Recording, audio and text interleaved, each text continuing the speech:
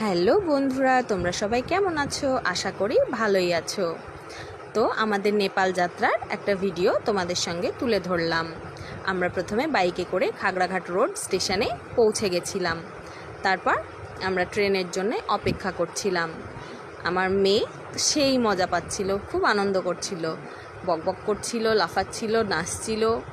তারপর আমরা সবাই মিলে ট্রেনের অপেক্ষা করছিলাম। তবে নেপালে আমরা চোখ দেখাতে গেছিলাম, আমার একটু চোখের প্রবলেম আছে তাই জন্য।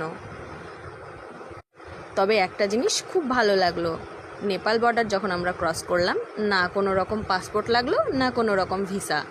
আমরা একদম নর্মালভাবে যেরকম আমরা দেশে ঘুরে বেড়াই ওরকমভাবেই আমরা চলে গেলাম। তারপর দেখতে দেখতে আমাদের ট্রেন চলে আসলো। আমরা এই ট্রেনে করে ফারাক্কা অবধি গেছিলাম। তারপর ফারাক্কা থেকে আমাদের রিজার্ভেশনে একদম যোগবাণী অবধি ট্রেন ছিল।